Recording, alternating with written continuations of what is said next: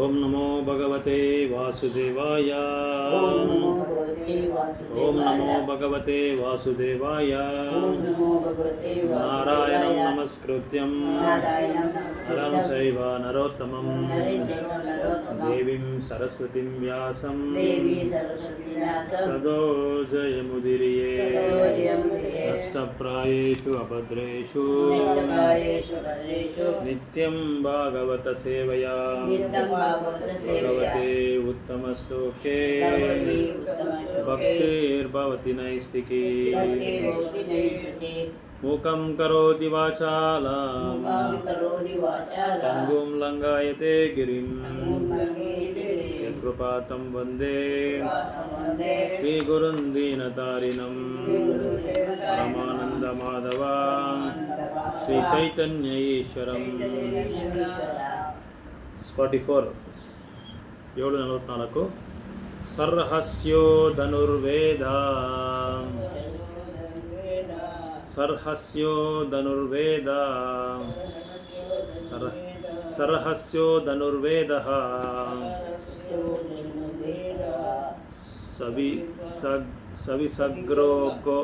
ಸವಿಸಗ್ರಗೋಪಸಂಯಮಃ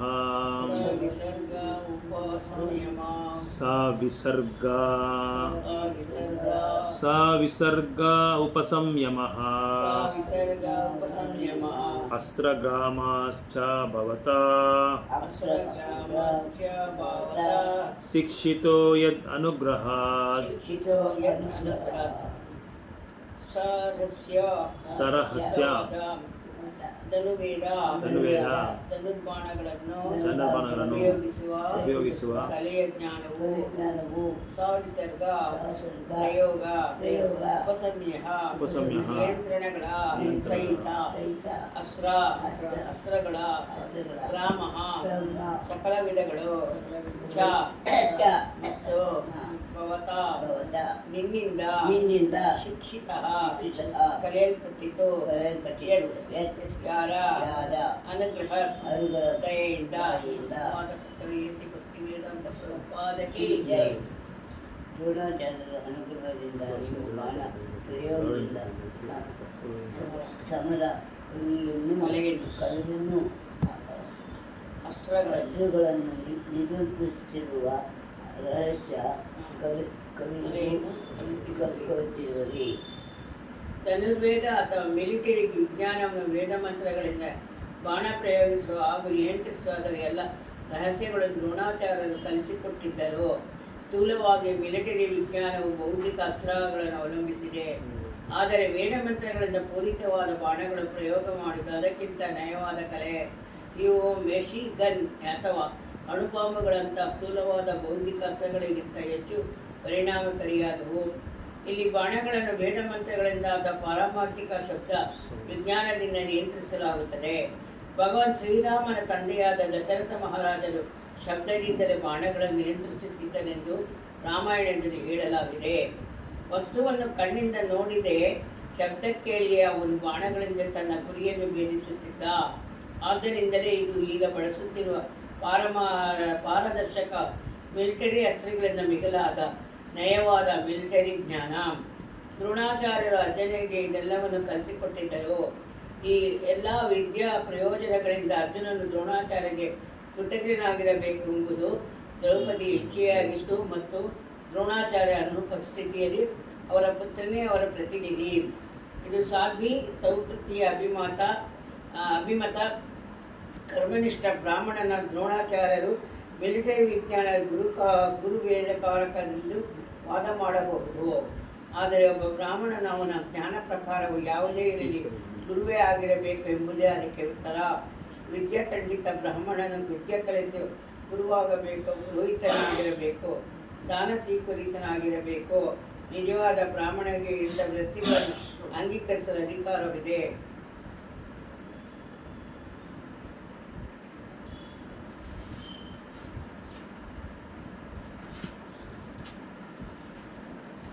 ಸಾಯೇಷ ಭಗವಾನ್ ದ್ರೋಣಃ ಪ್ರಜಾರೂಪೇಣ ವರ್ತತೆ ತಸ್ಯಾತ್ಮನೋರ್ಥಂ ಪತ್ನಿಯಸ್ತೆ ತಸ್ಯಾತ್ಮನಂ ಅರ್ಧಂ ಪತ್ನಿಯೇ ತಸ್ಯಾತ್ಮನೋರ್ಧಂ ಪತ್ನಿಯಸ್ತೆ ತಸ್ಯಾತ್ಮನಂ ಅರ್ಧಂ ಪತ್ನಿಯೇ ನನ್ವಗದ್ ವಿರುಷು ಕೃಪಿ ನಂದತಿ ನನ್ವಗದ್ ವಿರುಷು ಕೃಪಿ ಸಹ ಅವನು ಏಷ ನಿಶ್ಚಿತವಾಗಿ ಭಗವಾನ್ ಪೂಜ್ಯನಾದ ದ್ರೋಣಾಚಾರ್ಯರು ಧ್ವಜಾರೋಹಣ ತನ್ನ ಮಗನಾದ ಅಶ್ವತ್ಥಾಮನ ರೂಪದಲ್ಲಿ ವರ್ತತೆ ಇರುತ್ತಾನೆ. ತಸ್ಯ ಅವನು ಆತ್ಮನ ಶರೀರದ ಅರ್ಧ ಭಾಗವಾದ ಪತ್ನಿ ಹೆಂಡತಿಯು ಅಷ್ಟೇ ಬದುಕಿದ್ದಾಳೆ. ಅನ್ವಗತ್ ಸಾಗಮನ ಮಾಡಲಿಲ್ಲ. ಈಗ ಸಹ ಬದುಕಿರುವ ಮಗನನ್ನು ಪಡೆದ ಕೃಪಾಚಾರ್ಯನ ಸೋದರಿ. ಹರೇ ಕೃಷ್ಣ.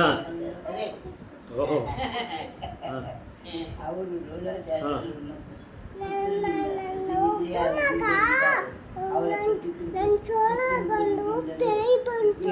ಅದಕ್ಕೆ ಹರೇ ಕೃಷ್ಣ ಮಂತ್ರ ಹೇಳ್ಬೇಕು ನೀನು. ಹರೇ ಕೃಷ್ಣ ಮಂತ್ರ ಹೇಳಿದ್ರೆ ಪೇಯ್ ಬಂದು ಇಟ್ಕೊಂಡ್ಬಿಡ್ತದೆ. ಅದಕ್ಕೆ ಏನು ಮಾಡ್ತೀಯಾ? ಹರೇ ಕೃಷ್ಣ ಅಂತ ಹೇಳ್ತಾ ಇರಬೇಕು. ಹರೇ ಕೃಷ್ಣ ಹಂಗೆ ಹೇಳಿದ್ರೆ ಪೇಯ್ ಬರಲ್ಲ, ಕೊಯ್ನು ಬರಲ್ಲ.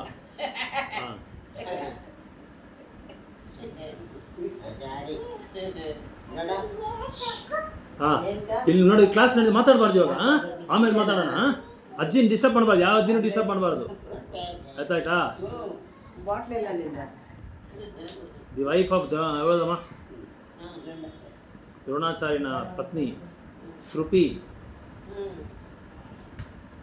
ಇಲ್ಲ ಸೈಲೆಂಟಾಗಿ ಕುತ್ಕೊಂಡ್ಬಿಡ್ಬೇಕು ಇವಾಗ. 1 hour ಮಾತಾಡಬಾರ್ದು, ಬರಬಾರ್ದಿಲ್ಲ 1 hour.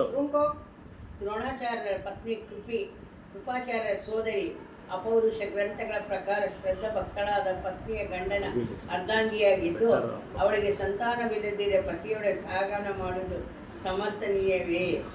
ಆದರೆ ದ್ರೋಣಾಚಾರ್ಯರ ಪತ್ನಿಗೆ ತನ್ನ ಪತಿಯ ಪ್ರತಿನಿಧಿಯಾಗಿ ಪುತ್ರರಿದ್ದುದರಿಂದ ಅವಳು ಸಹಗಮನ ಮಾಡಲಿಲ್ಲ.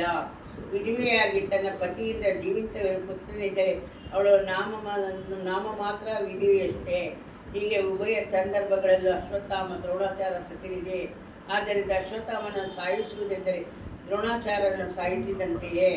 ಇದು ಅಶ್ವತ್ಥಾಮನಿಗೆ ಮರಣದಂಡನೆ ವಿಧಿಸುವುದರ ವಿರುದ್ಧ ದ್ರೌಪದಿ ತರ್ಕ.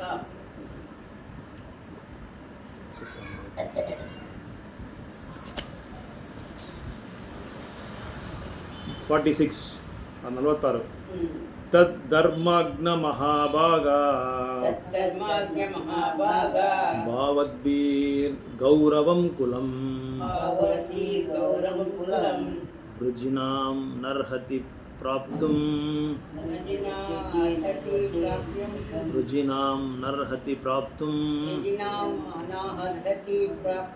ಪೂಜ್ಯಂ ವಂದ್ಯಂ ಅಭೀಕ್ಷಣಃ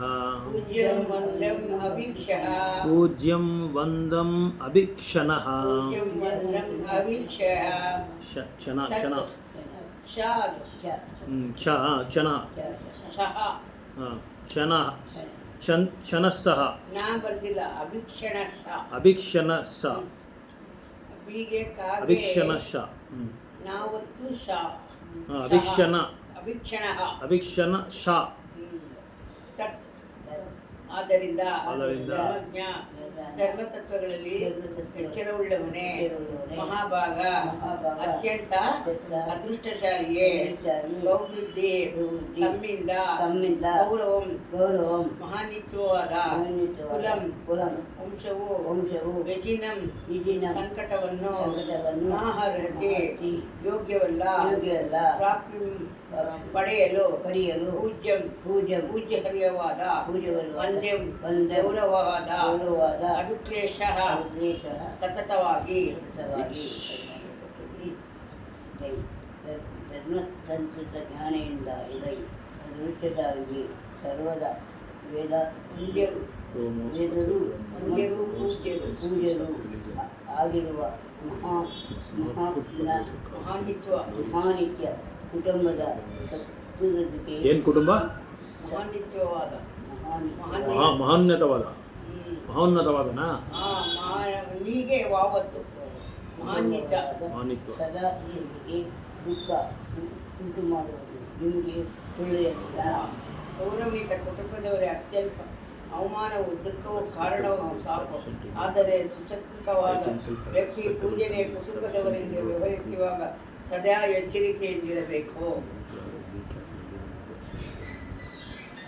47 ಮಾರೋದಿದ್ದಸ್ಯ ಜನನಿ ಆರೋಗ್ಯಸ್ಯ ಜನನಿ ಗೌತಮಿ ಪತಿ ದೇವತಾ ಗೌತಮೀಪತಿ ದೇವತಾ ಯಥಾಹಂ ಮೃತ ವತ್ಸರ್ತ ಯಥಾಹಂ ವತ್ಸರ್ತ ಯಥಾ ಯಥಾಹಂ ಮೃತ ವತ್ಸರ್ತ ಯಥಾಹಂ ಮೃತ ವತ್ಸರ್ತ ರೋಡಿಮಿ ಯಶ್ರುಮುಖಿ ಮುಹು ರೋದಮಿ ಅಶ್ರಮುಖಿ ಮುಹು ರೋದಿಮಿ ಯಶ್ರುಮುಖಿ ಮುಹು ರೋದಮಿ ಅಶ್ರಮುಖಿ ಮುಹಂ ಮಾರೋದಿತ್ ಅಳದಿರಲಿ ಅಳದಿರಲಿ ಅಸ್ಯ ಅವನ ಅವನ ಜನನಿ ಜನನಿ ತಾಯಿಯು ತಾಯಿಯು ಗೌತಮಿ ದ್ರೋಣ ಪತ್ನಿಯಾದ ಪತಿ ದೇವತಾ ದೇವತಾ ಪತಿಪತಿಯಾದ ಪತಿಪತಿಯಾದ ಹೇಗೆ ಹೀಗೆ ನಾನು ನಾನು ಮೃತವಸ್ಯ ಋತುವಸ್ಯ ಮಕ್ಕಳನ್ನು ಕಳೆದುಕೊಂಡ ಮಕ್ಕಳನ್ನು ಆರ್ತ ದುಃಖಿತೆಯಾಗಿ ದುಃಖಿತೆಯಾಗಿ ರೋದಮಿ ರೋದಮಿ ಅಳುತ್ತಿದ್ದೇನೆ ಅಳುತ್ತಿದ್ದೇನೆ. ಅಶ್ರುಮುಖಿ ಅಶ್ರುಮುಖಿ ಕಣ್ಣೀರು ತುಂಬುವಳಾಗಿ ತುಂಬುವಳಾಗಿ ಮೋಹಂ ನಿರಂತರವಾಗಿ ನಿರಂತರವಾಗಿ ನನ್ನ ಪ್ರಭುವೇ ದ್ರೋಣಾಪತಿಯ ನನ್ನಂತೆಯೇ ಶೋಧಿಸುವಂತೆ ಮಾಡಬೇಡ. ನನ್ನ ಪುತ್ರರ ಮರಣದಿಂದ ನಾನು ದುಃಖವನ್ನು ಅವಳು ನನ್ನಂತೆಯೇ ಸದಾ ರೋಧಿಸುತ್ತಾಗದೆ ಸಹಾನುಭೂತಿ ಪರಳು ಸಾಧ್ವಿ ಮಹಿಳೆಯು ಆದ ದ್ರೌಪದಿಗೆ ದ್ರೋಣಾಚಾರ್ಯರ ಪತ್ನಿಯನ್ನು ತನ್ನಂತೆ ಸಂತಾನಹೀನ ಸ್ಥಿತಿಯಲ್ಲಿರುವ ಮನಸ್ಸಾಗಲಿಲ್ಲ. ಮಾತೃಭಾವನೆಗಳ ದೃಷ್ಟಿಯಿಂದ ಹಾಗೂ ದ್ರೋಣಾಚಾರ್ಯ ಪತ್ನಿಯ ಗೌರವನಿತ್ಯ ಸ್ಥಾನದ ದೃಷ್ಟಿಯಿಂದ ಇದು ಅವಳ ನಿಲುವಾಗಿತ್ತು. 48 ಯೈಕೋಪಿತಂ ಬ್ರಹ್ಮಕುಲಂ ರಾಜನ್ಯೈರ್ ಅಜಿತಾತ್ಮಭಿಃ ರಾಜನ್ಯೈರ್ ಅಜಿತಾತ್ಮಭಿಃ ತತ್ಕುಲಂ ಪ್ರದಾಹತ್ಯಶು ಶಾನುಬಂಧಂ ಸುಚರ್ಪಿತಂ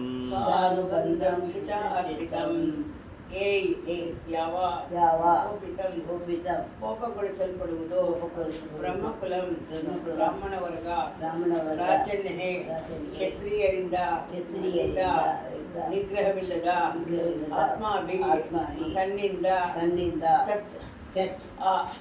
ಕುಲಂ ಕುಟುಂಬವನ್ನು ಪ್ರದಹತಿ ಸುಡುತ್ತದೆ ಅಶು ಕೂಡಲೇ ಸಾಬ್ ಅನುಬಂಧಂ ಪರಿಹಾರ ಸಹಿತವಾಗಿ ಶುಚ ಅರ್ಪಿತಂ ದುಃಖವನ್ನು ಉಂಟು ಮಾಡಿ ಕ್ಷತ್ರಿಯ ಆಡಳಿತವನ್ನು ಇಂದ್ರಿಯ ಬಂಧಕವನ್ನು ತೊಂದರೆಗೆ ತೋರದೆ ಬ್ರಾಹ್ಮಣರ ವರ್ಗಕ್ಕೆ ನೋವು ಉಂಟು ಮಾಡಿ ಅವರನ್ನು ಕೆಲಸದಲ್ಲಿ ಆಗ ಈ ಕೋಪ ಜ್ಞಾನಿಯನ್ನು ಅಗ್ನಿಯು ಸಿಗಿ ರಾಜ ಮನೆತನವನ್ನು ಸುಟ್ಟು ಅವರಿಂದಲೂ ದುಃಖವನ್ನು ಮಾಡುತ್ತದೆ. ಸಮಾಜದಲ್ಲಿ ಬ್ರಾಹ್ಮಣ ವರ್ಗದವರು ಅಥವಾ ಆಧ್ಯಾತ್ಮಿಕವಾಗಿ ಮುಂದುವರೆದವರು ಅಥವಾ ಅಂಥ ಸಮುದಾಯ ಮತ್ತು ಉನ್ನತ ಕುಟುಂಬಗಳದವರು ಅಧೀನ ಜಾತಿಗಳಿಂದ ಅಂದರೆ ಕ್ಷತ್ರಿಯರಿಂದ ವೈಶ್ಯರಿಂದ ಹಾಗೂ ಶೂದ್ರರಿಂದ ಸದಾ ಗೌರವಿಸಲ್ಪಡುತ್ತಿದ್ದರು.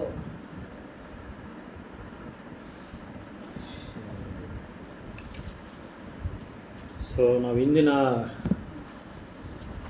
ತರಗತಿಯಲ್ಲಿ ನಾವು ನೋಡಿದ್ದೇನು ಅಂದರೆ ಬ್ರಾಹ್ಮಣ ಇದು ದ್ರೋಣಾಚಾರ್ಯನ ಮಗ ಅಶ್ವತ್ಥಾಮ ದ್ರೌಪದಿ 5 ಪುತ್ರಗಳನ್ನ ಕೊಂದಾಕಿರೋದು ನಾವು ನೋಡಿದ್ರಿ. ಅದು ಕೊಂದಾಕ್ಮೇಲೆ ಅವನಿಗೆ ಯಾವ ಥರವಾದ ಒಂದು ಶಿಕ್ಷೆ ವಿಧಿಸಬೇಕು ಅನ್ನೋದನ್ನು ಈಗ ಒಂದು ಪ್ರಶ್ನೆ ಆಗಿದೆ. ಆ ಪ್ರಶ್ನೆಯಲ್ಲಿ ಭಗವಂತ ಅರ್ಜುನನಿಗೆ ಉತ್ತರ ಕೊಟ್ಬಿಟ್ರು, ನೀನು ಅವನ್ನ ಕೊಂದಾಕ್ಬಿಡು ಅಂತ. ಆದರೆ ಅರ್ಜುನನು ಆ ದ್ರೌಪದಿ ಹಾಳೋದು ನೋಡ್ಬಿಟ್ಟು ಅವನ ಅಶ್ವತ್ಥಾಮನ ಶಿರಸ್ಸನ್ನ ಖಂಡಿಸ್ಬಿಟ್ಟು ನಾನು ತೊಗೊಂಬಂದು ನಿನ್ನ ಕಾಲು ಕಡೆ ನೀವು ಇರ್ತೀನಿ, ನೀನು ಅದು ಇಟ್ಕೊಂಡು ನೀನು ಸ್ನಾನ ಮಾಡು ಅಂತೇಳಿ ದ್ರೌಪದಿ ವಾಗ್ದಾನ ಕೊಟ್ಬಿಟ್ಟು ಹೋದಾನೆ ಅರ್ಜುನ. ಯಾರಿಗೆ? ದ್ರೌಪದಿಗೆ. ಸರಿ, ಹೋಗ್ತಾ ಅವನು ನಾವೆಲ್ಲ ನೋಡಿದ್ರಿ, ಅದು ಚರ್ಚೆ ಮಾಡಿದ್ರಿ, ನ್ಯೂಕ್ಲಿಯರ್ ವೆಪನ್, ಅದೇ ಇದು ಏನದು ಬ್ರಹ್ಮಾಸ್ತ್ರನ ಅವನು ಪ್ರಯೋಗ ಮಾಡಿ ತಾನು ನಿಶಕ್ತಿಯಾಗಿರುವಾಗ ಯಾವುದೇ ಒಂದು ಸಹಾಯ ಇಲ್ದಿರೋ ಸಮಯದಲ್ಲಿ ನಾನೇನು ಮಾಡೋದು ಅಂತೇಳಿ ಅವನೇನು ಬ್ರಹ್ಮಾಸ್ತ್ರನ ಪ್ರಯೋಗ ಮಾಡಿಬಿಡ್ತಾನೆ. ಆ ಬ್ರಹ್ಮಾಸ್ತ್ರ ತನ್ನ ಸಂರಕ್ಷಣೆ ಮಾಡ್ಕೊಳ್ಳೋದಕ್ಕೋಸ್ಕರ ಅವನು ಅದನ್ನು ಪ್ರಯೋಗ ಮಾಡ್ತಾನೆ. ಇದು ಇಡೀ ಜಗತ್ತಿಗೆ ಒಂದು ದೊಡ್ಡ ಅಪಘಾತ ಅನ್ನೋದನ್ನು ಅವನು ಒಂದು ಸ್ವಲ್ಪನೂ ಯೋಚನೆ ಮಾಡ್ದಿರ ಅದನ್ನ ಬಳಸ್ಕೊಳ್ತಾನೆ. ತನ್ನ ಒಂದು ಸೆಲ್ಫಿಶ್ ಆ್ಯಕ್ಟಿವಿಟಿನ ಅಲ್ಲಿ ತೋರಿಸ್ತಾನೆ. ಸ್ವಾರ್ಥ ತನ್ನ ಸ್ವಾರ್ಥಿ ಅವನು ಸ್ವಾರ್ಥಿಯಾಗಿ ಇದ್ಕೊಂಡು ನನಗೆ ಸಂರಕ್ಷಣೆ ಇದ್ದರೆ ಸಾಕು, ಬೇರೆಯವ್ರಿಗೆ ಏನಾದರೂ ಅದನ್ನು ಪರವಾಗಿಲ್ಲ ಅಂತ ಒಂದು ಪ್ರಜ್ಞೆಯಲ್ಲಿ ಅದನ್ನು ಬ್ರಹ್ಮಾಸ್ತ್ರನ ಪ್ರಯೋಗ ಮಾಡಿದ ತಕ್ಷಣ ಕೃಷ್ಣ ಏನು ಮಾಡ್ತಾನೆ, ಅರ್ಜುನಿಗೆ ಮತ್ತೆ ಆಜ್ಞೆ ಕೊಡ್ತಾನೆ, ನೀನು ಬ್ರಹ್ಮಾಸ್ತ್ರ ಪ್ರಯೋಗ ಮಾಡಿಬಿಟ್ಟು ಅದನ್ನು ವಾಪಸ್ ಕರ್ಕೊ ಅಂತ ಹೇಳ್ತಾನೆ.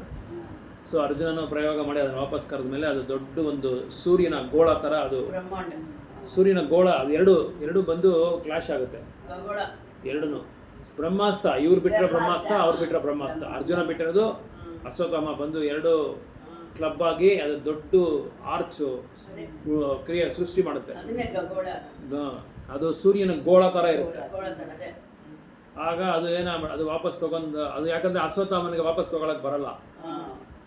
ಸೊ ಇದನ್ನು ದ್ರೋಣಾಚಾರ್ಯನು ಹತ್ರ ಇವರು ಅರ್ಜುನನು ಕಲ್ತಿರ್ತಾನೆ. ಅಶ್ವತ್ಥಾಮನು ಅವ್ರಿಗೆ ಹೇಳ್ಕೊಡಲ್ಲ, ಉಪದೇಶ ಮಾಡಲ್ಲ ಮಾತ್ರನ, ಆದ್ರೇನು ಇವನು ಬಲವಂತದಿಂದ ಅದನ್ನು ಹೇಳಿಸ್ಕೊತಾನೆ ಅವ್ರ ತಂದೆ ಹತ್ರ. ಯಾರು? ದ್ರೋಣಾಚಾರ್ಯನ ಹತ್ರ ಅಶ್ವತ್ಥಾಮ. ಅದೇ ಅರ್ಜುನ ಶಿಷ್ಯನಾಗಿ ಹೋಗಿ ತನ್ನ ಗುರು ಹತ್ರ ಏನೇನು ಬೇಕೋ ಎಲ್ಲ ಕಲ್ತ್ಕೊತಾನೆ. ಅದು ಇಲ್ದಿರ ಇನ್ನೊಂದು ದ್ರೋಣಾಚಾರ್ಯನಿಗೆ ತುಂಬ ಆಪ್ತ ಶಿಷ್ಯ ಯಾರು ಅಂತ ಹೇಳಿದ್ರೆ ಅರ್ಜುನ. ಸರಿ, ಅದಕ್ಕೆ ಅವನು ವಾಪಸ್ ತೊಗೊಂಡಾದ್ಮೇಲೆ ಅವನ ಕತ್ತಿಗೆ ಈ ಪ್ರಾಣಿಗಳನ್ನ ಹಗ್ಗ ಕಟ್ಕೊಂಡು ಹೆಂಗೆ ಎಳ್ಕೊಂಬರ್ತೀರೋ ಹಂಗೆ ಎಳ್ಕೊಂಬರ್ತಾನೆ. ಯಾರು? ಅರ್ಜುನ. ಸೊ ಎಳ್ಕೊಂಡು ಬಂದು ಅವರ ಕ್ಯಾಂಪ್ ಇದೆಯಲ್ಲ, ಆ ಕ್ಯಾಂಪ್ ಹತ್ರ ಹೋಗಿ ದ್ರೌಪದಿ ಮುಂದೆ ನಿಲ್ಲಿಸ್ತಾನೆ. ಸರಿ, ಅದು ಅವನ್ನ ಕರ್ಕೊಂಡು ಬಂದಮೇಲೆ ಅರ್ಜುನಿಗೆ ಒಂಥರ ಆಗ್ಬಿಡುತ್ತೆ, ಏನಪ್ಪ ಇವನ್ನ ಹೇಗೆ ಕೊಂದಾಕೋದು, ಯಾಕಂದರೆ ನನ್ನ ಗುರುವಿನ ಮಗ ಇವನು. ಕೃಷ್ಣನೂ ಹೇಳ್ಬಿಟ್ರು. ಅದೇ ಕೃಷ್ಣ ಏನು ಹೇಳಿದಂದರೆ, ಹೊರಗಡೆ ಅವನ್ನ ಕೊಂದಾಕು ಅಂತ ಹೇಳಿದ್ರು, ಆದರೆ ಇನ್ನೊಂದು ಕಡೆ ನೋಡಿದ್ರೆ ಅವ್ರು ಪರೀಕ್ಷೆ ಮಾಡ್ತಾಯಿದ್ದಾರೆ ಕೃಷ್ಣ, ಅರ್ಜುನ ಏನು ಮಾಡ್ತಾನೆ ಅಂತ. ಇದು ಒಳಗಡೆ ಹೆಂಗೆ ಯೋಚನೆ ಮಾಡ್ಕೊಂಡು ಅರ್ಜುನ ಇದನ್ನು ತೀರ್ಮಾನ ತೊಗೊತಾನೆ ಅಂತ ಯೋಚನೆ ಮಾಡ್ತಾವ್ರೆ. ಇಲ್ಲಿ ದ್ರೌಪದಿನೂ ಏನು ಮಾಡಿದ್ರು, ವಾಗ್ದಾನ ಕೊಟ್ಟ ಮೇಲೆ ಏನು ಮಾತಾಡಲ್ಲ, ಓಕೆ ಅಂತ ಹೇಳ್ಬಿಟ್ರು. ಓಕೆ ಅಂತ ಹೇಳ್ದಂಗೆ ಅರ್ಥ ಅದಕ್ಕೆ ಸರಿ ಅಂತ. ಆದರೆ ಅವನ್ನ ಎಳ್ಕೊಂಬರೋದು ನೋಡ್ಬಿಟ್ಟು ಯೋಚನೆ ಮಾಡಿಬಿಟ್ಟು ದ್ರೌಪದಿ ಈ ಬ್ರಾಹ್ಮಣರ ಕುಟುಂಬದಲ್ಲಿ ಜನ್ಮಿಸಿದ ಈ ಅಶ್ವತ್ಥಾಮನ ನಾವು ಕೊಂದಾಕ್ಬಿಟ್ರೆ ಅವ್ರಿಗೆ ಒಂದು ಅಪಕೀರ್ತಿ ಬಂದ್ಬಿಡುತ್ತೆ. ಅದಿಲ್ದಿರ ಕ್ಷತ್ರಿಯರಾಗಿ ವೈಶ್ಯರಾಗಿ ಯಾರಾದರೂ ಒಂದು ಬ್ರಾಹ್ಮಣ ಕುಟುಂಬನ ಯಾವತ್ತೂ ಅವ್ರಿಗೆ ಕೆಟ್ಟ ಹೆಸರು ತೊಗೊಂಬರ್ಬಾರ್ದು. ಅವ್ರ ಕುಲಕ್ಕೆ ಯಾವುದು ಇದು ನಾಶನ ಮಾಡಬಾರ್ದು, ಕುಲನಾಶನ ಮಾಡಬಾರ್ದು, ವಂಶ ನಾಶನ ಮಾಡಬಾರ್ದು. ಅವ್ರ ತಾಯಿ ಹೆಸರು ಕೃಪಿ, ದ್ರೋಣಾಚಾರ್ಯನ ಹೆಂಡತಿ ಹೆಸರು ಕೃಪಾಚಾರ್ಯನ ತಂಗಿನ ಅವ್ರು ಮದುವೆ ಮಾಡಿಕೊಟ್ಟಿರೋದು ದ್ರೋಣಾಚಾರ್ಯ. ಸೊ ಕೃಪಾಚಾರ್ಯನಿಗೆ ದ್ರೋಣಾಚಾರ್ಯನಿಗೆ ಮದುವೆ ಆಗಿದ್ದ ಇವರು ಸತಿ ಗಮನ ಮಾಡಬೇಕಾಗಿತ್ತು, ಸತಿ ಸಹಗಮನ ಮಾಡಬೇಕಾಗಿತ್ತು. ಆದರೆ ಸತಿ ಸಹಗಮನ ಯಾಕೆ ಇವರು ಮಾಡಲಿಲ್ಲ ಅಂತ ಹೇಳಿದ್ರೆ, ಯಾರು? ಕೃಪಿ, ದ್ರೋಣಾಚಾರ್ಯ ಹೆಂಡತಿ ಯಾಕೆ ಮಾಡಲಿಲ್ಲ ಅಂದರೆ, ಜೊತೆಯಲ್ಲಿ ಮಗ ಇದ್ದಾನೆ. ಮಗ ಯಾರು ಅಂದರೆ ಸಾಕ್ಷಾತ್ತು ದ್ರೋಣಾಚಾರ್ಯನಿಗೆ ಪ್ರತಿನಿಧಿ. ಈಗ ತಂದೆ ಇಲ್ಲ ಅಂದರೆ ಮಗನ ತಾನೇ ಎಲ್ಲರೂ ಕೇಳ್ತಾರೆ, ಏನಾದರೂ ಯಾವುದೇ ಕಾರ್ಯ ಮಗದ ಮಾಡ್ತಾನೆ ಮನೆಯಲ್ಲಿ, ಹಿರಿಯ ಮಗನೇ ಅದಕ್ಕೆ ಜವಾಬ್ದಾರಿ ಎಲ್ಲ. ಅದಕ್ಕೆ ಇವರಿಬ್ಬರೂ ಸೇರಿದ್ರೇ ಈ ಮಕ್ಕಳು ಹುಟ್ಟೋದು. ಇವರು ಅರ್ಧಾಂಗಿನಿ ಅಂತ ಹೇಳೋದು. ಅದಕ್ಕೆ ಅರ್ಧಾಂಗಿನಿ ಅಂದರೆ ಹೆಂಡತಿ, ಅರ್ಧ ಅಂಗನಿ ಅಂದರೆ ಇವ್ರ ಅರ್ಧ ಅಂಗ, ಅವ್ರದ್ದು ಅರ್ಧ ಅಂಗ ಅಂತ ಅರ್ಥ. ಗಂಡದ ಧರ್ಮಪತಿ ಇದು ಅರ್ಧ ಅಂಗ, ಹೆಂಡತಿದು ಅರ್ಧ ಅಂಗ. ಸೊ ಬೀಜ ಬಂದು ಇವನೇ ಧರ್ಮಪತಿ, ತಂದೆದು ಬೀಜ ಇದ್ರೇನು ಇಬ್ರು ಸೇರ್ಕೊಂಡ್ರೆ ಈ ಮಗ ಬರೋದು. ಸೊ ಇವನ್ನ ದ್ರೋಣಾಚಾರ್ಯನ ನೋಡ್ದಂಗೆ ನೋಡಬೇಕು. ಅದಕ್ಕೆ ಇದನ್ನು ಹೇಳ್ತಾ ಇರೋದು. ಪಾರ್ವತಿ ದೇವಿ ಕೂಡ ಹೇಳ್ತಾರೆ, ಅದು ಏನಂತಾರೆ ಅಂದರೆ ಅರ್ಧ ಇದು ಏನು ಹೇಳ್ತಾರೆ ತುಂಬ ಚೆನ್ನಾಗಿ ಅರ್ಧನಾರೇಶ್ವರ. ಹಾಂ. ಸೊ ಆ ಥರ ಇಲ್ಲಿ ದ್ರೋಣಾಚಾರ್ಯನ ಜೀವ ಬಿಟ್ಟ ಮೇಲೆ ಎಲ್ಲ ವ್ಯವಹಾರಗಳು ಇವನ ಗುರು ಸ್ಥಾನದಲ್ಲಿ ಇಟ್ಕೊಂಡು ನಾವು ನೋಡ್ಬೇಕಾಗಿ ಬರುತ್ತೆ. ಯಾರನ್ನ? ಅಶ್ವತ್ಥಾಮನ. ಆದರೆ ಅಶ್ವತ್ಥಾಮನಿಗೆ ಬ್ರಾಹ್ಮಣನಿಗೆ ಏನೇನು ಗುಣಗಳಿದೆ ಆ ಗುಣಗಳು ಯಾವುದೂ ಇಲ್ಲ. ಆದ್ರೂ ಇಲ್ಲಿ ದ್ರೌಪದಿ ಆ ದೃಶ್ಯದಲ್ಲಿ ನೋಡ್ತಾರೆ. ಯಾಕಂದರೆ ದ್ರೌಪದಿ ಒಂದು ಪತಿವ್ರತೆ. ಸೊ ಆ ಪತಿವ್ರತೆಗೆ ಈ ಗುಣಗಳೆಲ್ಲ ಇರುತ್ತೆ ಅಂತ ಇಲ್ಲಿ ಹೇಳ್ತಾ ಇದ್ದಾರೆ. ಒಂದು ಗುರುವಿನ ಮಗ ತಪ್ಪು ಮಾಡಿರ್ಬೋದು, ಕ್ರೂರವಾದ ಕೆಲಸನೂ ಮಾಡಿರ್ಬೋದು, ಆದರೆ ಅವರ ಹಿಂದೆ ಅವರ ಬ್ರಾಹ್ಮಣ ಕುಟುಂಬದ ಬಗ್ಗೆ ನಾವು ನೋಡಬೇಕು. ನಾನೀಗ ನರಳ್ದಂಗೆ ಕೃಪಿ ನರಳಬಾರ್ದು, ಅಶ್ವತ್ಥಾಮನ ತಾಯಿ ಯಾವಾಗಲೂ ನರಳಬಾರ್ದು, ಸದಾ ನರಳಬಾರ್ದು ಅನ್ನೋ ಒಂದು ಭಾವನೆನ ಉದ್ದೇಶನ ಇಲ್ಲಿ ಪ್ರಭುಪಾದ ಇದು ಹೇಳ್ತಾ ಇದ್ದಾರೆ. ಇವರು ವ್ಯಾಸದೇವರು ಈ ಶ್ಲೋಕದಲ್ಲಿ ಹೇಳ್ತಾ ಇದ್ದಾರೆ, ಈ 4-5 ಶ್ಲೋಕದಲ್ಲಿ ಎಕ್ಸ್ಪ್ಲೈನ್ ಮಾಡ್ತಾ ಇದ್ದಾರೆ. ಸೊ ಅದಕ್ಕೆ ಈಗಿರುವಾಗ ನಾವು ಹೆಂಗೆ ಇವನ್ನ ಸಾಯಿಸೋದು ಅಂತ ನೋಡ್ತಾರೆ. ಇಲ್ಲಿ ದ್ರೌಪದಿದ ಶ್ರೇಷ್ಠವಾದ ಗುಣಗಳ ಬಗ್ಗೆ ಹೇಳ್ತಾ ಇದ್ದಾರೆ. ತನ್ನ 5 ಮಕ್ಕಳನ್ನ ಕೊಂದಾಕದ ಮೇಲೆ ಕೂಡ ಇಷ್ಟೊಂದು ಕರುಣಾಮಯಿಯಾಗಿದ್ದಾಳೆ ದ್ರೌಪದಿ. ಇಷ್ಟೊಂದು ಮಹೋನ್ನತವಾದ ಗುಣಗಳು ದ್ರೌಪದಿನಲ್ಲಿ ಇದೆ ಅನ್ನೋದನ್ನು ಇಲ್ಲಿ ತೋರಿಸೋದಕ್ಕೆ ನಮಗೆ ಒಂದು ಉದಾಹರಣೆ, ಒಂದು ಪಾಠ ಹೇಳ್ತಾ ಇದ್ದಾರೆ. ಆದರೆ ಬ್ರಾಹ್ಮಣ ಅಂದರೆ ಅವನು ಬ್ರಾಹ್ಮಣ ವೃತ್ತಿನ ಕಳಿಬೇಕಾಗಿತ್ತು, ಅವನು ಕಲಿತಿಲ್ಲ. ಯಾರು ಅಶ್ವತ್ಥಾಮನ್ ಕಲಿತಿಲ್ಲ. ಯಾಕಂದರೆ ಬ್ರಾಹ್ಮಣ ವೃತ್ತಿ ಜನ್ಮದಲ್ಲಿ ನಾವು ಹುಟ್ಟಿದ ಮೇಲೆ ಬ್ರಾಹ್ಮಣನಿಗೆ ಏನೇನೆಲ್ಲ ಗುಣಗಳಿರಬೇಕು ಆ ಗುಣಗಳೆಲ್ಲ ಪಡ್ಕೋಬೇಕು. ಇವನು ಆ ವೇದಗಳೆಲ್ಲ ಓದಬೇಕು. ಆ ಮಿಲಿಟರಿ ಸೈನ್ಸು, ಆ ವಿಜ್ಞಾನ ಏನು ವಿಜ್ಞಾನ, ಇದು ಧನುರ್ಧಾರಿ ಆಗೋದು, ಮತ್ತು ಧನಸ್ಸನ್ನು ಹೇಗೆ ಬಾಂಬ್ ಇಲ್ಲ ಅವಾಗ. ಬರೀ ಈಗ ಅದು ಇನ್ನು ಅದೇ ಹೇಳ್ತಾ ಇದ್ದಾರೆ ಇಲ್ಲಿ ಏನಂದರೆ, ಈಗ ಬಂದು ನ್ಯೂಕ್ಲಿಯರ್ ಬಾಂಬ್ ಅಣುಬಾಂಬ್ಗಳೆಲ್ಲ ತಯಾರಿಸಿ ಅದರಿಂದ ಎಲ್ಲರ ಜೊತೆ ಯುದ್ಧ ಮಾಡ್ತಾ ಇದ್ದಾರೆ ಈ ಒಂದು ಆಧುನಿಕ ಪ್ರಪಂಚದಲ್ಲಿ, ಆಧುನಿಕ ಸಮಾಜದಲ್ಲಿ. ಆದರೆ ಇಂದಿನ ಸಮಾಜದಲ್ಲಿ ದಶರಥ ರಾಮಾಯಣದಲ್ಲಿ ಏನು ಮಾಡಿದ ಅಂದರೆ, ವಿಲ್ಲು ಬಾಣ ತಗೊಂಡು ಹೇಗೆ ಗುರಿ ಇಡ್ತಾ ಇದ್ರು ಅಂದರೆ, ಸೌಂಡ್, ಶಬ್ದದ ಮೂಲವಾಗಿ, ಶಬ್ದ ಎಲ್ಲಿಂದ ಶಬ್ದ ಬರುತ್ತೋ ಅಂತ ಆ ಶಬ್ದನ ಕರೆಕ್ಟಾಗಿ ಕಂಡುಹಿಡಿದು ಅದು ಕರೆಕ್ಟಾಗಿ ಏಮ್ ಮಾಡಿ ಅದನ್ನು ಅವರು ಗುರಿ ಇಟ್ಟು ಹೊಡಿತಾ ಇದ್ರಂತೆ, ಗುರಿ ಇಟ್ಟು ಪ್ರಯೋಗ ಮಾಡ್ತಾ ಇದ್ರಂತೆ. ರಾಮರ ತಂದೆ ದಶರಥ ರಾಮ. ಆಗ ಇಲ್ಲಿ ಹೆಂಗೆ ಪ್ರಯೋಗ ಮಾಡ್ತಾ ಇದ್ರಂದ್ರೆ, ಮೊಬೈಲ್ ರಿಮೋಟ್ ಎಲ್ಲ ಏನಿಲ್ಲ. ಈ ರಿಮೋಟು, ಡಿಜಿಟಲ್ ಸಿಸ್ಟಮು, ಕಂಪ್ಯೂಟರೈಸ್ಡು, ಇವೆಲ್ಲ ಟೆಕ್ನಿಕಲ್ ಅಸಿಸ್ಟೆನ್ಸ್ ಯಾವುದೂ ಇಲ್ಲ. ಎಲ್ಲ ಬಾಯಿಂದ ನಾಮ ಉಚ್ಚಾರಣೆ ಮಾಡಿದ್ರೆ, ಅದು ಸೌಂಡು, ಮಂತ್ರ ಉಚ್ಚಾರಣೆ ಮಾಡ್ದೇ, ವೇದ ಮಂತ್ರಗಳು ಉಚ್ಚಾರಣೆ ಮಾಡ್ದೇ ಏನಾಗುತ್ತೆ ಅಂದರೆ ತಕ್ಷಣ ಅದು ಅದ್ರ ಪ್ರಭಾವ ತೋರಿಸ್ತಾ ಇದ್ದಾರೆ. ಸೊ ಈ ಅಣುಬಾಂಬ್ಗಳೆಲ್ಲ ಅದ್ರ ಮುಂದೆ ಏನಿಲ್ಲ ಅಂತೇಳಿ ಕಂಪೇರ್ ಮಾಡಿ ಇಲ್ಲಿ ಪ್ರಭುಪಾದರು ಹೇಳ್ತಾ ಇದ್ದಾರೆ. So Arjuna was thought all of this, and therefore Draupadi wished that Arjuna feel obliged to Acharya Drona for all these benefits. ಅದಕ್ಕೆ ದ್ರೌಪದಿ ಏನು ಯೋಚನೆ ಮಾಡ್ತಾ ಇದ್ದಾರೆ, ಇದೆಲ್ಲ ನಾವು ಉಪದೇಶ ಮಾಡಿದ್ದಾರೆ, ಗುರುವಾಗಿ ಶಿಷ್ಯನಿಗೆ ಇದೆಲ್ಲ ಉಪದೇಶ ಮಾಡಿದ್ದಾರೆ. ಇಂಥ ಪುತ್ರನ ನಾವು ಸಾಯಿಸೋದು ಒಳ್ಳೆಯದಲ್ಲ. ನಾನು ನರಳ್ದಂಗೆ, ನಾನು ಶೋಕದಲ್ಲಿ ಬಿದ್ದಂಗೆ ದ್ರೋಣ ಅಶ್ವತ್ಥಾಮನ ಅಮ್ಮ ತಾಯಿ ಆ ಥರ ಆಗೋದು ಬೇಡ. ಯಾಕಂದರೆ ಬ್ರಾಹ್ಮಣ ಪತ್ನಿ, ಗುರುಪತ್ನಿ ಕಣ್ಣೀರು ಹಾಕ್ಸಿದ್ರೆ ನಮ್ಗೆ ಒಳ್ಳೇದಾಗಲ್ಲ. ಅದನ್ನೆಲ್ಲ ಹೇಳ್ತಾರೆ, ನಮ್ಗೆ ಒಳ್ಳೇದಾಗಲ್ಲ. ಅದೇ ಥರ ಅವ್ರಿಗೆ ಕಣ್ಣೀರು ಬರೋಂಗೆ ನಾವು ಮಾಡಬಾರ್ದು. ಯಾಕಂದರೆ ಬ್ರಾಹ್ಮಣರ ಕುಟುಂಬ ಅಂದರೆ ಆ ಕಾಲದಲ್ಲಿ ಅಷ್ಟೊಂದು ಶ್ರೇಷ್ಠವಾಗಿ ಸ್ಥಾನದಲ್ಲಿಟ್ಟು ನೋಡ್ತಾ ಇದ್ರು, ಅಷ್ಟು ಮರ್ಯಾದೆ ಕೊಡ್ತಾ ಇದ್ರು, ಅಷ್ಟು ಗೌರವ ಕೊಡ್ತಾ ಇದ್ರು. ಬ್ರಾಹ್ಮಣರು ಅಂದರೆ ಅಷ್ಟೊಂದು ಇದು ಆ ಕಾಲದಲ್ಲಿ ಅಷ್ಟೊಂದು ಇದು ಬ್ರಾಹ್ಮಣರಿಗೆ ಒಂದು ಉನ್ನತವಾದ ಸ್ಥಾನ ಕೊಡ್ತಾ ಇದ್ರು. ಇವರು ಅದೇ ಥರ ನಡ್ಕೊತಾ ಇದ್ರು, ಬ್ರಾಹ್ಮಣರು ಅದೇ ಥರ ಕರೆಕ್ಟಾಗಿ ನಡ್ಕೊತಾ ಇದ್ರು. ಅದಕ್ಕೆ ತಕ್ಕಂತೆ ಅವ್ರು ಹೇಳಿದ್ದನ್ನು ಪಾಲನೆ ಮಾಡ್ತಾಯಿದ್ರು, ಆಚರಣೆ ಮಾಡ್ತಾಯಿದ್ರು. ಬೇರೆ ವರ್ಣದವರು, ಕ್ಷತ್ರಿಯದವರು, ವೈಶ್ಯರವರು ಬ್ರಾಹ್ಮಣ ಹೇಳಿದಂಗೆ ಕೇಳ್ತಾಯಿದ್ರು. ಏನಾದರೂ ಬೇಕಾದರೂ ಬ್ರಾಹ್ಮಣ ಹತ್ರನೇ ಹೋಗ್ತಾಯಿದ್ರು. ಅವಾಗ ಪ್ರತಿಯೊಂದು ವಿಷಯಕ್ಕೂ ಬ್ರಾಹ್ಮಣ ಹತ್ರ ಹೋಗಿ ಅವ್ರು ಕೇಳ್ಕೊಂಡು, ಅವ್ರಿಗೆ ಯಾಕಂದರೆ ಬ್ರಾಹ್ಮಣರಿಗೆ ವಿವೇಕ ಜಾಸ್ತಿ, ಜ್ಞಾನಕ್ಕಿಂತ ಉತ್ತಮವಾದ ವಿವೇಕ ತುಂಬ ವಿವೇಕ ಅವರು. ಯಾಕಂದರೆ ವೇದ ಮಂತ್ರಗಳೆಲ್ಲ ಓದಿರ್ತಾರೆ, ವೇದಗಳನ್ನೆಲ್ಲ ಅಧ್ಯಯನ ಮಾಡಿರ್ತಾರೆ. ಅದಕ್ಕೋಸ್ಕರ ಅವ್ರಿಗೆ ವೇದಶಾಸ್ತ್ರಗಳಲ್ಲಿ ಪ್ರತಿಯೊಂದು ಇದರಲ್ಲಿ ಇದೆ, ಅವ್ರಿಗೆ ತುಂಬ ಎಕ್ಸ್ಪರ್ಟ್ ಆಗಿರ್ತಾರೆ, ಅವರು ಚತುರ್ವೇದಿ ಆಗಿರ್ತಾರೆ. ಸೊ ಅದರಿಂದ ಇಲ್ಲಿ ದ್ರೋಣಾಚಾರ್ಯ ಕೃಪಿ ಇಬ್ಬರು ಸೇರಿದ್ರೆ ಅವರಿಬ್ಬರ ಪ್ರತಿನಿಧಿ ಯಾರು ಅಂದರೆ ಅಶ್ವತ್ಥಾಮ. ಸೊ ಅಶ್ವತ್ಥಾಮನ ಇರೋದ್ರಿಂದ ಆ ತಾಯಿ ಏನು ಮಾಡಿದ್ದಾರೆ, ಇದು ಸತಿ ಸಹಗಮನ ಮಾಡ್ಕೊಂಡಿರಾ, ನನ್ನ ಮಗನ ನೋಡ್ಕೋಬೇಕಲ್ಲ ಅಂತ ಮಗ ಇರುವಾಗ ಅಗ್ನಿನಲ್ಲಿ ಪ್ರವೇಶ ಮಾಡೋ ಅವಶ್ಯಕತೆ ಇಲ್ಲ ಅಂತ ಹೇಳಿ ಇಲ್ಲಿ ಹೇಳ್ತಾ ಇದ್ದಾರೆ. ಅದಕ್ಕೆ ಆ ಮಗನ ನೋಡ್ಕೊಳ್ಳೋದಕ್ಕೋಸ್ಕರನೇ ಅಲ್ಲಿದ್ದಾರೆ.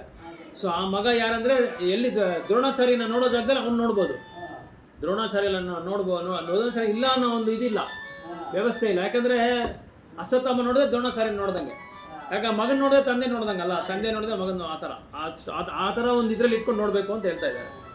ಅದಕ್ಕೆ most principles of it is not good for you to cause grief family our always. So ಯಾವ ಗುರುನ ನಾವು ಆರಾಧನೆ ಮಾಡಿ ಪೂಜೆ ಮಾಡಿ ಪ್ರತಿಷ್ಠೆ ಅವ್ರನ್ನ ಗುಣಗಾನ ಮಾಡ್ತಾ ಇದ್ದೀರೋ ಅಂಥ ಗುರುಗಳನ್ನ ಯಾವಾಗಲೂ ನಾವು ಅವ್ರಿಗೆ ಇದು ಶೋಕವನ್ನು ಉಂಟು ಮಾಡಬಾರದು, ದುಃಖವನ್ನು ಉಂಟು ಮಾಡಬಾರದು ಅಂತ ಹೇಳ್ತಾ ಇದ್ದಾರೆ.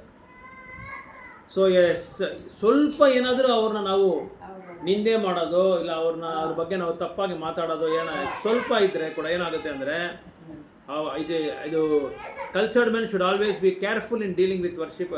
ಸೊ ಅದಕ್ಕೆ ನಾವು ತುಂಬ ಎಚ್ಚರಿಕೆಯಾಗಿರಬೇಕು. ಅವ್ರಿಗೆ ಯಾವ ಥರವಾದ ನೋವು ಉಂಟು ಮಾಡೋದು ಇಲ್ಲಾಂದರೆ ಯಾವ ಥರವಾದ ದುಃಖನ ಕೊಡೋದು, ಅವ್ರಿಗೆ ಕಷ್ಟ ಕೊಡೋದು ಮಾಡಲೇಬಾರದು ಅಂತ ಇಲ್ಲಿ ಹೇಳ್ತಾ ಇದ್ದಾರೆ.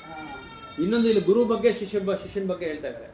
ಒಂದು ಶಿಷ್ಯ ಆದವನು ಯಾವತ್ತೂ ಗುರುವಿನಿಗೆ ಯಾವುದೇ ಕಾರಣಕ್ಕೆ ಗುರು ಮುಂದೆ ಅವನು ನಾನು ತುಂಬ ತಿಳುವಳಿಕೆ ಇದ್ದವನು, ನಿಮಗಿಂತ ನನಗೆಲ್ಲ ನನಗೆ ಅಹಂಕಾರ ಪಡಬಾರ್ದು, ಹೊಗಳ್ಕೋಬಾರ್ದು, ನನಗೆಲ್ಲ ಗೊತ್ತು, ನಿನಗಿಂತ ನನಗೆ ಚೆನ್ನಾಗಿ ಗೊತ್ತು ಅಂತ ಹೊಗಳ್ಕೋಬಾರ್ದು.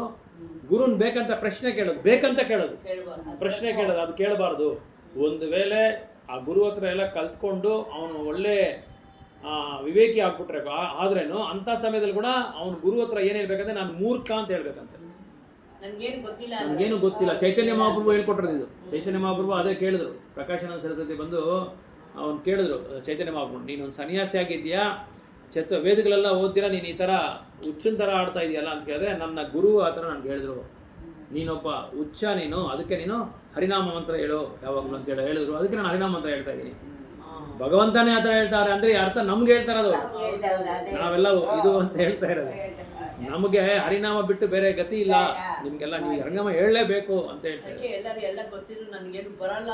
ಹೇಳ್ಕೋಬೇಕು, ನನಗೆ ಗೊತ್ತು ಅಂತ ಯಾವತ್ತು ಹೇಳ್ಕೋಬೇಕು. ಗೊತ್ತಿದ್ರೇನು ಆಯ್ತು, ಅವ್ರೇನಾದ್ರೂ ಕೇಳಿದ್ರೆ ಗುರುಗಳೇ ನೀವು ಕೇಳ್ತಾ ಇದ್ರೆ ನಾನು ಹೇಳ್ತೀನಿ ಅಂತ ಹೇಳ್ಬೋದು.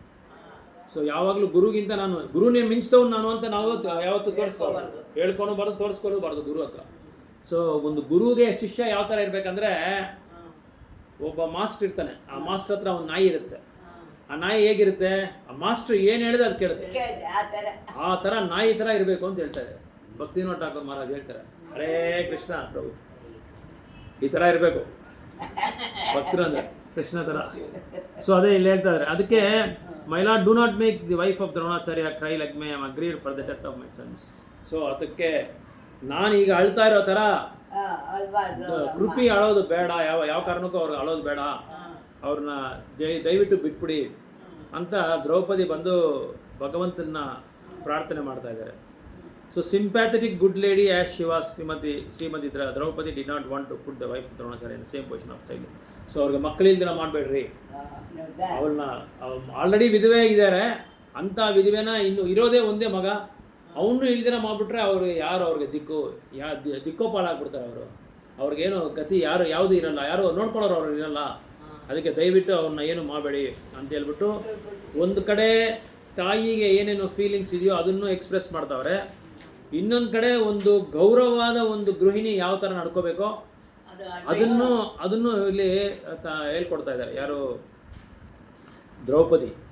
So and from the respectable position held by, ಯಾಕಂದರೆ ಅವರು ಉತ್ತಮವಾದ ಒಂದು ಬ್ರಾಹ್ಮಣ ಕುಟುಂಬ ಅಲ್ವಾ, ಅದಕ್ಕೋಸ್ಕರ ಅವ್ರಿಗೆ ಯಾವುದೇ ಥರವಾದ ಇದು ಅಡಚಣೆಗಳು ಆಗಲಿ ಬೇರೆ ತೊಂದರೆ ಆಗಲಿ ಅವ್ರಿಗೆ ಕೊಡಬಾರದು ಅಂತ ಹೇಳ್ತಾ ಇದ್ದಾರೆ. So if the kingly administrative order being unrestricted in sense control offence the Brahmana order and enrages them, then the fire of that rage burns up the whole body of the royal family. Brahmana order of the society are the spiritually advanced caste or community, and the members of such highly elevated families were always held in great esteem by the order. subordinate caste, namely the administrative king orders or the mercantile orders and the others. So ಅದಕ್ಕೆ ಈ 4 ವರ್ಣಗಳಲ್ಲಿ ಬ್ರಾಹ್ಮಣದ ಒಂದು ಜಾತಿ ವರ್ಣ ಬಂದು ಉತ್ತಮವಾದ ಒಂದು ವರ್ಣ. ಅದಕ್ಕೆ ಕ್ಷತ್ರಿಯರು ಮತ್ತು ವೈಶ್ಯರು, ಶೂದ್ರರು ಇವರೆಲ್ಲ ಅವ್ರಿಗೆ ಅನುಗುಣವಾಗಿ ನಾವು ನಡ್ಕೊಂಡು ಹೋಗಬೇಕು ಅಂತ ಹೇಳ್ತಾರೆ. ಯಾಕಂದರೆ ಅವರು ಉತ್ತಮವಾದ ಶ್ರೇಷ್ಠವಾದ ನಮ್ಮ ರಾಜ್ಯನೇ ಈಗ ಪರಿಪಾಲನೆ ಮಾಡಬೇಕಂದ್ರೆ ಅವ್ರ ಕೈಯಲ್ದ ಇದೆ. ಅವ್ರದ್ದು ನಮಗೆ ಸರಿಯಾದ ಒಂದು ತೀರ್ಮಾನ ಕೊಡ್ತಾರೆ. ಏನಾದರೂ ಒಂದು ಸಮಸ್ಯೆ ಬಂದರೆ, ದೇಶದಲ್ಲಿ ಸಮಾಜದಲ್ಲಿ ಏನಾದರೂ ಸಮಸ್ಯೆ ಬಂದರೆ ಅವ್ರನ್ನೆಲ್ಲ ಹೋಗಿ ಕನ್ಸಲ್ಟ್ ಮಾಡ್ತಾರೆ. ಅವ್ರನ್ನ ವಿಚಾರಿಸ್ತಾರೆ, ಈ ಥರ ಆಗಿದೆ, ಏನಾಗಿದೆ, ಏನು ಮಾಡಬೇಕು. ಈಗ ತಿರುಪತಿನಲ್ಲಿ ಉದಾಹರಣೆಗೆ ಹೇಳ್ತಾ ಇದ್ದೀವಿ, ಲಡ್ಡುನಲ್ಲಿ ಇದು ಮಾಂಸದ ಒಂದು ಇದು ಮಿಕ್ಸ್ ಮಾಡಿಬಿಟ್ರು ಅಂತ ಪುಕಾರ್ ಬಂತು. ಅದನ್ನೇನು ಮಾಡಿದ್ರು, ತಕ್ಷಣ ಅದನ್ನು ನೆಕ್ಸ್ಟ್ ಬಂದ ಅದು ಸರ್ಕಾರ ಬಂದು ಅದನ್ನು ಕರೆಕ್ಟ್ ಮಾಡಿಬಿಟ್ರು. ಟೆಸ್ಟ್ ಮಾಡಿ ಅದು ಸರ್ಕಾರ ಅದನ್ನು ಕರೆಕ್ಟ್ ಮಾಡಿಬಿಟ್ರು. ಅದು ಗೊತ್ತಿದ ತಕ್ಷಣ ಇವರೆಲ್ಲ ಏನು ಮಾಡಿದ್ರು, ಪುರೋಹಿತರನ್ನೆಲ್ಲ ಕನ್ಸಲ್ಟ್ ಮಾಡಿದ್ರು. ಅದು ಹೇಳ್ತಾ ಇದ್ದೀನಿ, ಗೌರ್ಮೆಂಟ್ ಬಂದು ಈ ಪುರೋಹಿತರನ್ನೆಲ್ಲ ಕೇಳಿದ್ರು. ತಿರುಪತಿಲಿ ಇದ್ದಾರಲ್ಲ ಅವರೆಲ್ಲ ವೇದಗಳೆಲ್ಲ ಓದಿರೋರು. ಈ ಥರ ಕಲ್ಮಶ ಆದರೆ, ದೋಷ ಆದರೆ ಏನು ಪರಿಹಾರ ಅಂತ ಹೇಳಿದಕ್ಕೆ ಅವರು ಇಡೀ ತಿರುಪತಿ ಕ್ಷೇತ್ರನೇ, ಅಲ್ಲಿ ದೇವಸ್ಥಾನ ಇದೆಯಲ್ಲ, ದೇವಸ್ಥಾನದೆಲ್ಲ ಶುದ್ಧ ಮಾಡ್ಕೊಂಡ್ಬಂದ್ಬಿಟ್ರು ಅವರು. ಅದನ್ನೆಲ್ಲ ಏನೇನೋ ಇದು ಕಲ್ಮಶ ಆಗಿದ್ದಾರೆ. ಕಲ್ಮಶ ಅಂದರೆ ಇದಾಗಿರೋದು, ಮಿಕ್ಸ್ ಆಗಿರೋದು, ಬೇಡದೇ ಇರೋದೆಲ್ಲ ಮಿಕ್ಸ್ ಆಗಿರೋದು, ಇದು ಅನವಶ್ಯದ ವಸ್ತುಗಳೆಲ್ಲ ಮಿಕ್ಸ್ ಆಗಿರುತ್ತಲ್ಲ, ಭಗವಂತನ ಪ್ರಸಾದ ಆ ಥರ ಮಿಕ್ಸ್ ಮಾಡಿಬಿಟ್ರಲ್ಲ. ಅದಕ್ಕೆ ಅವ್ರೇನು ಮಾಡಿದ್ರು, ಅದನ್ನೆಲ್ಲ ಅವ್ರ ಹತ್ರ ಪುರೋಹಿತರ ಹತ್ರ ಹೋಗಿ ಕನ್ಸಲ್ಟ್ ಮಾಡೋದಕ್ಕೆ ಅವರು ಪುರೋಹಿತರು ಅವರೇ ಈ ಥರ ಆಯಿತು ಅಂತ ಹೇಳಿದ ತಕ್ಷಣ ಅವರೆಲ್ಲ ಇದು ಮಾಡಿಬಿಟ್ರು, ಅದನ್ನು ಶುದ್ಧ ಮಾಡಿಬಿಟ್ರು. ಪ್ಯೂರಿಫಿಕೇಟರಿ ಪ್ರಾಸೆಸ್ ಬೈ ಮಂತ್ರ.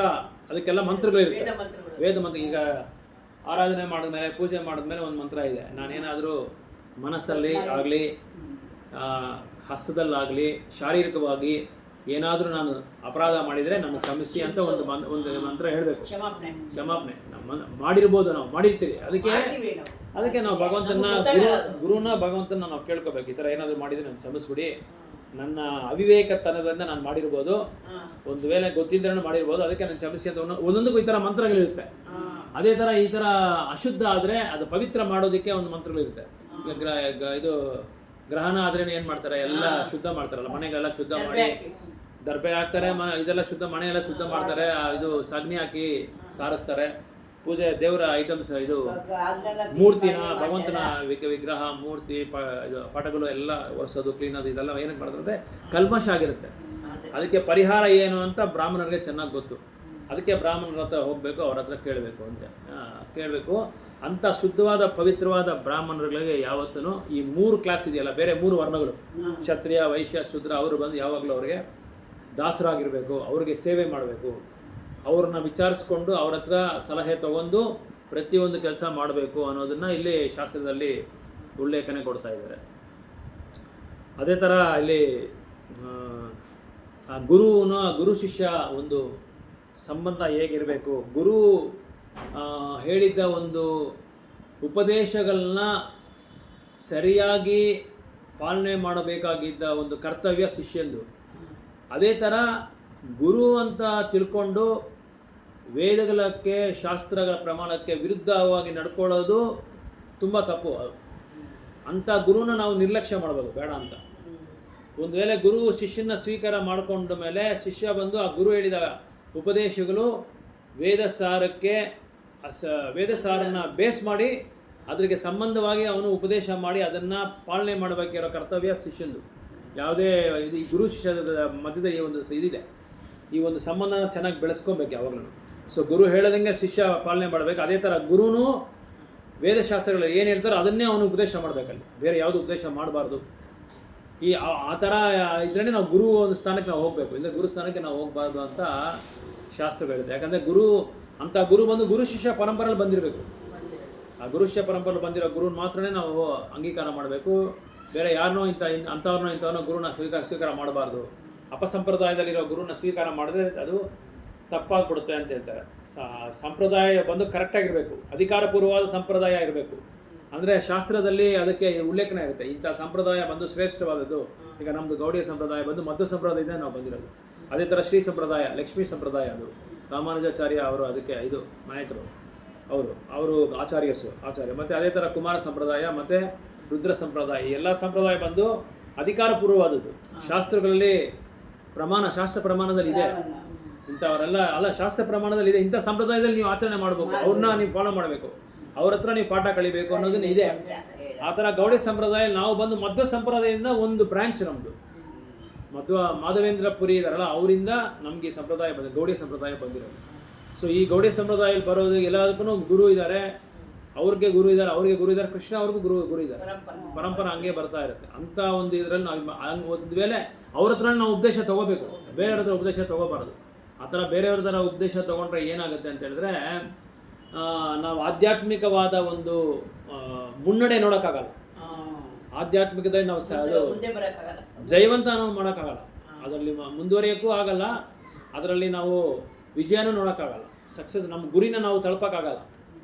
ಅದಕ್ಕೆ ಆಧ್ಯಾತ್ಮಿಕ ಗುರುವನ್ನು ನಾವು ಆಯ್ಕೆ ಮಾಡ್ಕೊಳ್ಳುವಾಗ ಸರಿಯಾದ ಗುರುನ ನಾವು ಆಯ್ಕೆ ಮಾಡ್ಕೋಬೇಕು. ಅವ್ರಿಗೆ ನಿಜವಾಗಿ ಎಲ್ಲ ವೇದಗಳಲ್ಲಿ ಶಾಸ್ತ್ರಗಳಲ್ಲಿ ಅವರು ಉತ್ತಮರಾಗಿದ್ದಾರಾ ಅಂತ ನೋಡಬೇಕು, ಗುರು ಶಿಷ್ಯ ಪರಂಪರೆ ಬಂದಿದ್ದಾರಾ ಅಂತ ನೋಡಬೇಕು, ಮತ್ತು ಅವರ ನಡವಳಿಕೆ ಯಾವ ಥರ ಇದೆ, ಅವರು ಭಗವಂತನ ಬಗ್ಗೆ ಬೇರೆ ಏನಾದರೂ ಇದು ಬೇರೆ ವಿಷಯಗಳ ಬಗ್ಗೆ ಏನಾದರೂ ಹೇಳ್ತಾರಾ, ಭೌತಿಕದಲ್ಲಿ ಏನಾದರೂ ಭಾಗವಹಿಸ್ತಾರಾ, ಅದರಲ್ಲಿ ಏನಾದರೂ ಅವ್ರದ್ದು ಭೌತಿಕದಲ್ಲಿ ಏನಾದರೂ ಒಂದು ಅವ್ರಿಗೆ ಆಸೆ ಆಕಾಂಕ್ಷೆಗಳು ಮತ್ತು ಅನುಕಂಪ ಏನಾದರೂ ಇದೆಯಾ, ಇದೆಲ್ಲ ನಾವು ನೋಡಬೇಕು. ಸೊ ಅಂಥವ್ರ ಹತ್ರ ನಾವು ಹೋಗಲೇಬಾರ್ದು. ಈ ಭೌತಿಕ ಪ್ರಪಂಚದಿಂದ ಸಂಪೂರ್ಣವಾಗಿ ಅವ್ರು ಬಿಡುಗಡೆ ಆಗಿರಬೇಕು, ಯಾವುದೇ ಸಂಬಂಧ ಅವ್ರಿಗೆ ಇರಬಾರ್ದು. ಆಧ್ಯಾತ್ಮಿಕವಾದ ಸಂಪೂರ್ಣವಾದ ಒಂದು ಇದು ಅವ್ರ ಹತ್ರ ಇರಬೇಕು, ಒಂದು ಪ್ರಜ್ಞೆ ಅವ್ರಿಗೆ ಇರಬೇಕು. ಯಾರು ನೋಡಿದ್ರೆ ಎಲ್ಲಿ ನೋಡಿದ್ರೆ ಒಂದು ಭಗವಂತನ ಅಂಶ ಅಂತ ನೋಡಬೇಕು ಅವರು. ಮತ್ತು ವಿನಯ ಇರಬೇಕು, ಅವರಿಗೆ ವಿನಯವಾದ ಗುಣ ಇರಬೇಕು, ಸಹನ ಇರಬೇಕು, ಮತ್ತು ಬೇರೆಯವರಿಗೆ ಗೌರವ ಕೊಡಬೇಕು, ಬೇರೆಯವ್ರ ಹತ್ರ ಗೌರವ ಎದುರು ನೋಡಬಾರ್ದು.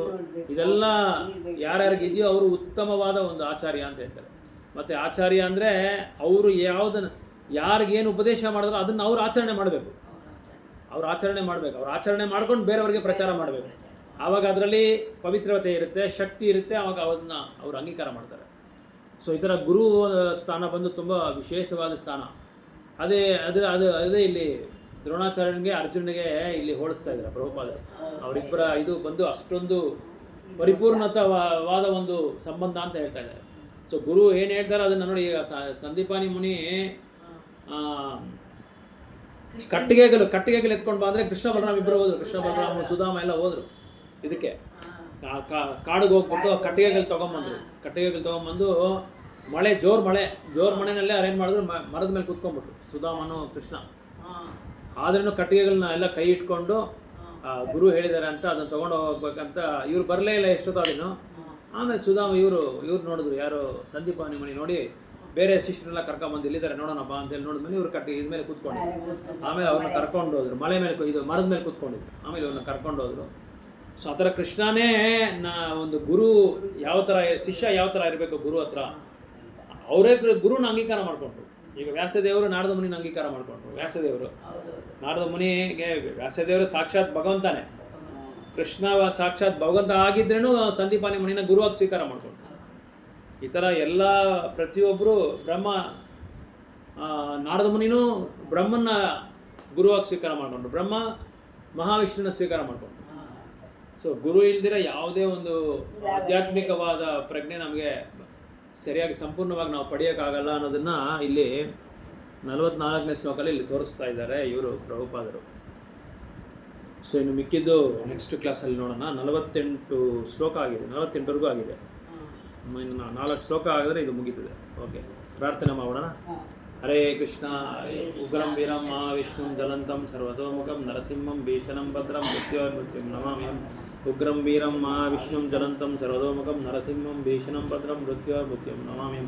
ಉಗ್ರಂ ವೀರಂ ಮಹಾವಿಷ್ಣುಂ ಜ್ವಲಂತಂ ಸರ್ವತೋಮುಖಂ ನರಸಿಂಹಂ ಭೀಷಣಂ ಭದ್ರಂ ಮೃತ್ಯೋರ್ಮೃತ್ಯುಂ ನಮಾಮ್ಯಹಂ. ಹರೇ ಕೃಷ್ಣ ಕೃಷ್ಣ ಕೃಷ್ಣ ಹರೇ ಹರೇ ರಾಮ ರಾಮ ರಾಮ ಹರೇ ಹರೇ. ಹರೇ ಕೃಷ್ಣ ಕೃಷ್ಣ ಕೃಷ್ಣ ಹರೇ ಹರೇ. ಹರೇ ರಾಮ ರಾಮ ರಾಮ ಹರೇ ಹರೇ. ಹರೇ ಕೃಷ್ಣ ಕೃಷ್ಣ ಕೃಷ್ಣ ಹರೇ ಹರೇ. ಹರೇ ರಾಮ जय श्री श्री लक्ष्मी नरसिंहदेव भगवान की जय. विघ्न विनाशाय की जय. नरसिंहदेव भगवान की जय. श्रीला प्रभुपाद की जय. श्रीला गुरुदेव की जय. गौर प्रेमानंद. हरि हरि बोल. हरे.